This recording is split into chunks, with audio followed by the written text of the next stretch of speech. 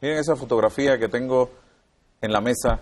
Es Vanessa Rodríguez. Es la hija de don Rogelio Rodríguez que se encuentra con nosotros en la mañana de hoy. Y ella fue víctima de un soldado norteamericano que estuvo aquí en Panamá y luego de que cometió este crimen fue sacado del país en un completo misterio. Nadie supo, ni siquiera su familia, qué se hizo con este señor en ese momento. Bienvenido, el señor Rogelio, por segunda vez está con nosotros acá. ¿Cuánto tiempo ha pasado de ese crimen? Han pasado 72 días. 72 días, casi 2 meses y medio. Casi 2 meses y medio. Sí. ¿Cuál es el estatus del caso en este momento? Bueno, precisamente Álvaro, he venido a su programa y le agradezco que me haya recibido, al igual que le agradezco a los televidentes que me escuchen, porque esto es muy importante. A 72 días del asesinato de mi hija, el gobierno americano, por no decir la embajada americana, nos ha mantenido a nosotros en un completo limbo de información. Mis derechos como padre de la víctima siguen siendo violados, a pesar de la comunicación que ha habido entre la Cancillería y el gobierno americano. No se ha logrado todavía de que la persona encargada de los derechos de la víctima en Estados Unidos nos atienda. Y eso es una obligación que tiene el gobierno americano hacia con nosotros. Nosotros pensamos que la embajada americana aquí en Panamá está muy comprometida con la muerte de mi hija Vanessa. ¿Por qué? Cuénteme. Le voy a explicar. Miren, fue un soldado de la embajada americana quien gozaba de los privilegios de inmunidad diplomática, gozaba con los privilegios de administrativos en la embajada y ellos mismos proclamaron la inmunidad diplomática, tenía pasaporte diplomático, etcétera. Ese fue quien mató a mi hija. Fue la embajada quien lo reclamó y lo sacó del país, aduciendo que el señor tenía inmunidad diplomática. Pero lo peor de todo esto, Álvaro, que es lo que me tiene en realidad muy indignado, es que hay un carro de la embajada americana involucrado en el asesinato de mi hija. ¿Por qué? Bueno, hay un vehículo de la embajada americana que se utilizó para el asesinato de mi hija. Este vehículo lo trajeron ellos en el mes de marzo para el uso del embajador de los Estados Unidos en Panamá y de su personal diplomático. Este vehículo fue utilizado en el asesinato de mi hija y ellos no permitieron en ningún momento que las autoridades panameñas lo revisaran. Lo más indignante en todo esto es que mi hija estuvo en una morgue por días y se hablaba de una mujer que no tenía ningún tipo de identificación.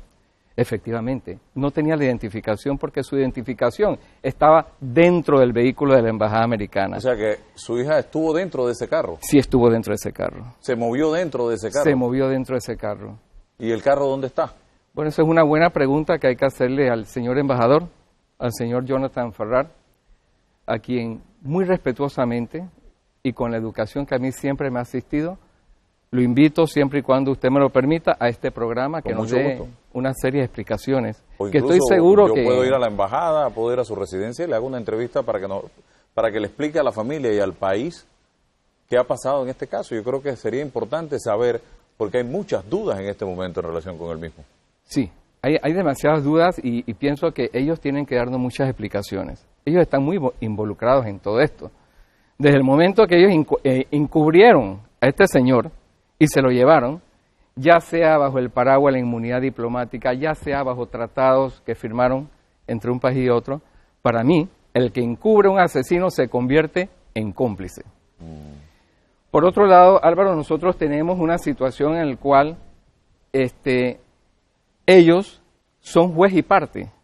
Son juez y parte porque son ellos quienes establecen las condiciones, son ellos quienes tienen la jurisdicción del caso, que se lo llevaron para los Estados Unidos, y son ellos quienes nos imponen y nos dicen cómo se va a hacer y en qué forma se va a hacer. O sea que nosotros no podemos hacer absolutamente nada sino acatar lo que ellos dicen. Ellos tienen la obligación de que nosotros podamos ser atendidos en un momento dado por el personal militar que tiene que ver con el juicio que se le va a celebrar a este soldado. Y hasta la fecha no han cumplido con las obligaciones que ellos tienen. Yo le pido una vez más a la Cancillería que más que ser mediadores, ellos deben de ser representantes de nosotros los nacionales. Bien, yo tengo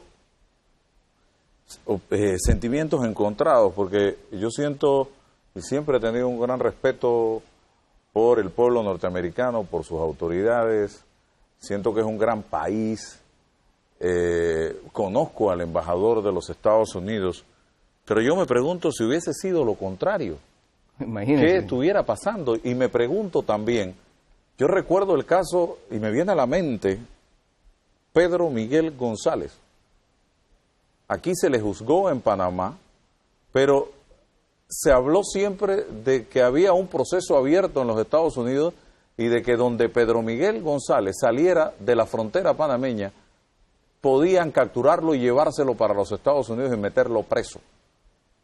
Y, es más, se supo en momentos que el señor Pedro Miguel, el propio Pedro Miguel, tenía que mantener escoltas para, en su propio país, evitar que en un momento dado pudieran llevárselo. Entonces, yo me pregunto, yo sé que esto es serio lo que estamos hablando, muy delicado, ¿qué pasa con este señor? Este es un norteamericano que en nuestro territorio le quitó la vida a una joven panameña y hoy la familia está ansiosa de información. Ellos no están pidiendo que a este señor lo fusilen.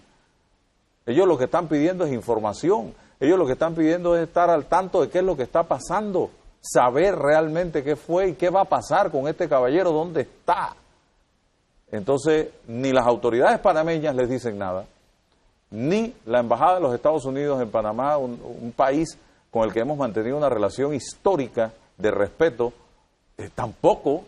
Entonces, ¿qué hacer? Aquí me dicen los abogados de el movimiento de abogados gremialistas, la licenciada Edna Ramos, que es la presidenta, hemos discutido el caso de Vanessa, tenemos expertos en justicia militar dispuestos a orientarnos sin ningún interés, a orientarlos sin ningún interés, ni cargo económico, y los esperamos para recibirlos el miércoles 17 de septiembre. ¿Quieren conversar con ustedes? Perfecto, sí, me gustaría conversar con ellos, claro que sí. Así que lo voy a poner en contacto.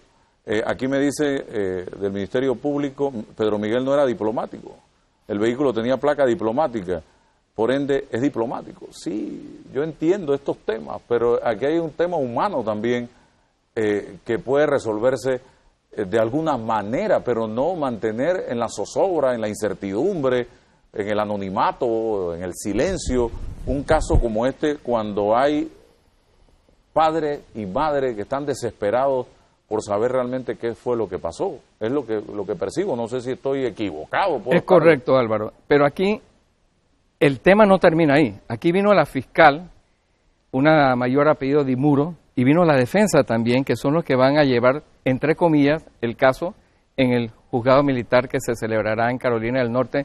¿Cuándo? No lo sé, porque no tenemos fecha de audiencia, ni siquiera fecha de preaudiencia. Y esta mayor tenía la obligación legal de reunirse con nosotros.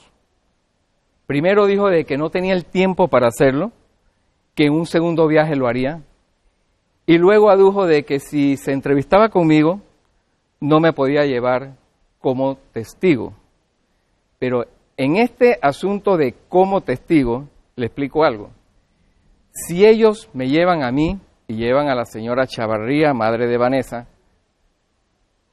a Carolina del Norte como testigos, nos van a coartar automáticamente el único derecho que nos queda, que es de presenciar el juicio del asesino de nuestra hija. ¿Por qué? Porque un testigo no puede escuchar los testimonios del otro testigo, por lo tanto no puedes estar en la corte.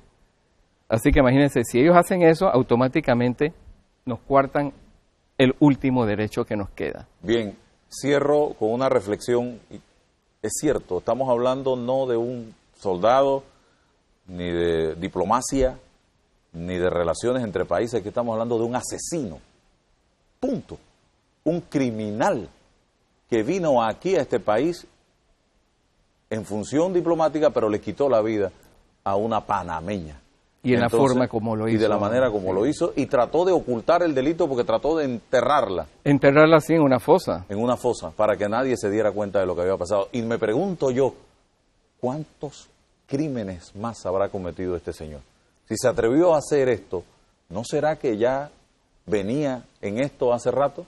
Acabamos aquí de sacar del país a un colombiano la semana pasada, supuestamente acusado de haber cometido más de 5.000 crímenes, y lo hemos sacado en los periódicos como Osama Bin Laden prácticamente. Sin embargo, a este nadie lo conoce. Nadie sabe absolutamente nada de este criminal que estuvo aquí en Panamá y vino a quitarle la vida a esta joven panameña. Es un asesino y punto. Y como tal debe tratarse. Y repito, si un panameño hace esto en Estados Unidos, ¿qué creen ustedes que pasa? Le agradezco que ya para finalizar una reflexión. Sí, yo en realidad deseo en este momento darle las gracias nuevamente a los grupos de género, a la señora Teresita Yanis de Aria, a la señora Deika Nieto, a la señora Juana Cook, a la licenciada Marlenis, a todas ellas, en realidad que me han dado un apoyo moral y me han incentivado a seguir hacia adelante. Esto para mí, Álvaro, es muy duro. Esta gente nos ha causado problemas de salud, traumas emocionales, nos han desintegrado nuestra familia y lo peor de eso, nos han quitado nuestra hija, que era lo más grande y precioso que nosotros teníamos. Imagínense cómo me voy a sentir yo en estas Navidades cuando yo me siente en la mesa y no tenga a mi hija allí. Claro. Es horrible.